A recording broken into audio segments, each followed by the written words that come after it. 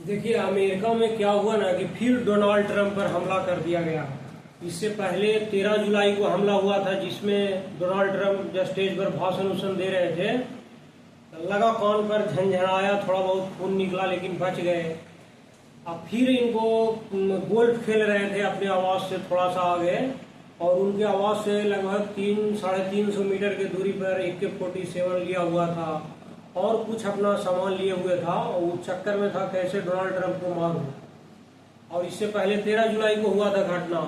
अच्छा, ये याद रखिएगा, वहां पर दो पार्टियां, एक है रिपब्लिकन पार्टी, एक डेमोक्रेटिक पार्टी। तो ये डोनाल्ड ट्रंप रिपब्लिकन पार्टी से उम्मीदवार है राष्ट्रपति के।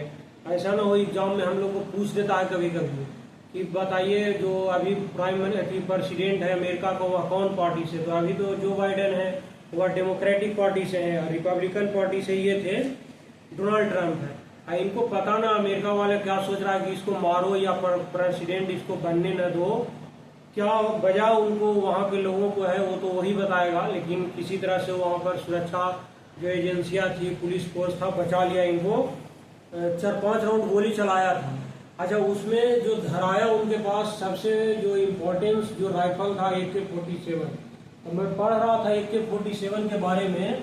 AK-47 का क्या खासियत है कि हर जगह AK-47 मिलता है। इंडिया में किसी के पास AK-47 रखने की इजाजत नहीं है, मैंने सिर्फ और सिर्फ किसके पास है, सेना के पास है इंडिया में। लेकिन बिहार में देखे होंगे एक विधायक है, उसके पास भी पकड़ाया था AK-47, आजकल तो उसका जमानत भी हो गया। तो AK-47 का क्या खासियत है वो मैं सोचा कि आज पढ़ता हूँ तो देखा, तो ये सबसे, इसका तो पूरा नाम ऐसे ऑटोमेट क्लाशनिकोव है। क्लाशनिकोव एक व्यक्ति था जिसके नाम पर वो अपने नाम पर वो बनाया था, तो उसी के नाम पर अपना धर दिया ऑटोमेट क्लाशनिकोव। अच्छा, इसका एक निर्माता था, उस व्यक्ति का नाम था मिखाइल क्लाशनिकोव। ये पहली बात सोवियत संघ ने बनाया जब 1947 में, 1947 में, और फिर सोवियत सेना में इसको 1949 में इसको इजाजत करने के लिए दे दिया गया। ये गुप्त रूप से रखा गया, किसी दूसरे देश को न बेचा गया, और सीक्रेट रूप से यानी सोवियत रूस की जो सेना है उसको 1949 यानी 2 साल में ही बनाकर दे दिया गया।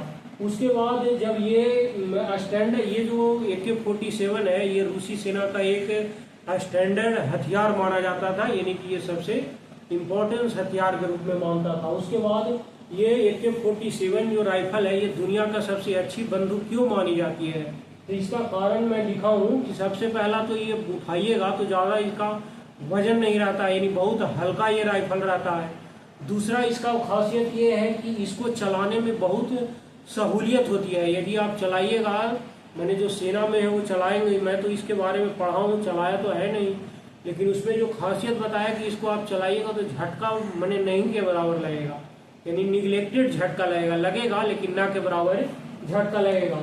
और मात्र इसमें केवल और केवल 8 ही पुर्जे का इस्तेमाल किया गया है, और इसमें 8 पुर्जा मात्र 1 मिनट में आप इसको जोड़ सकते हैं। इसको जो मैंने थोड़ा सा जानकार होगा, 9-10 साल का बच्चा भी होगा, वो भी दोबारा उसको हटाकर फिर से पुनः जोड़ सकता है। इतना इसमें आसानी है, इसमें ज़्यादा टेक्नोलॉजी है नहीं, मात्र 8 पुर्जा है, और इसको आप 1 मिनट में आसानी से जोड़ जाड़ के अपना चलाना शुरू कर सकते हैं। दूसरी इसमें खासियत ये है कि नहीं इसमें जंग लग सकता है ना, और नहीं जाम भी नहीं होगा चलाने में। कभी कभी क्या होता है, कोई राइफल बहुत दिन तक रखने के बाद उसमें जंग लग जाता है, जाम, लेकिन इसमें किसी भी तरह का कोई खासियत नहीं है। इसमें एक और विशेषता ये है कि आप दलदल में एकदम अंदर गाड़ कर दलदल में 1-2 महीने भी आप रख दीजिएगा, उसके बाद भी आप निकालिएगा तो उस पर कोई भी इफेक्ट नहीं पड़ेगा, जैसे लगता है नया है उसी तरह से वह आसानी से चलेगा। उसकी बात और है, बहुत कम ये झटका लगता है। उसके बाद जितनी भी ठंड हो, कितना भी गर्मी हो, इसको चलाने में कोई रुकावट नहीं होती है, आसानी से ये चल जाती है। रख रखाव में अपेक्षाकृत इसका बहुत कम आवश्यकता है। सबसे बड़ी विशेषता इसका ये है, ये 1 मिनट में 600 राउंड गोली चला सकता है, यानी पूरा के पूरा शहर यदि किसी के पास 5 मिनट में मिल जाए तो पकड़ के मैंने खत्म कर सकता है। यानी 1 मिनट में 600 राउंड गोली चलाना ये बहुत मैंने कि इसका स्टैंडर्ड क्वालिटी माना जाता है। उसके बाद यानी 1 मिनट में 600 राउंड गोली चला रहा है, इसका मतलब 1 सेकंड में 10 राउंड गोली वो चलाएगा, 10 गोली चलाएगा। मतलब कहूँ भीड़ भाड़ इलाका में यदि कोई AK-47 यूज कर दिया तो भीड़ तो लगता है 5 मिनट में खत्म हो जाएगा ऐसे ही भगदड़ से, कुछ मर उड़ के भी। और जबकि ये किसी भी इंडिया के कोई भी सेलिब्रिटी हो उसको AK-47 रखने की इजाज़त नहीं है, सिर्फ और सेना के पास ये इंडिया में रखने की इजाज़त है। लेकिन लुके छिप के तो आपको पता है कि हर जगह अवेलेबल हो जाती है। हमारे जो बिहार में विधायक है वो भी जेल में रहा 4-5 साल इस केस में, लेकिन अभी वह क्या हो गया, छूट गया। क्या वजह थी उसके बारे में वो तो कोर्ट छोड़ दिया, तो उतना मैं पढ़ा नहीं।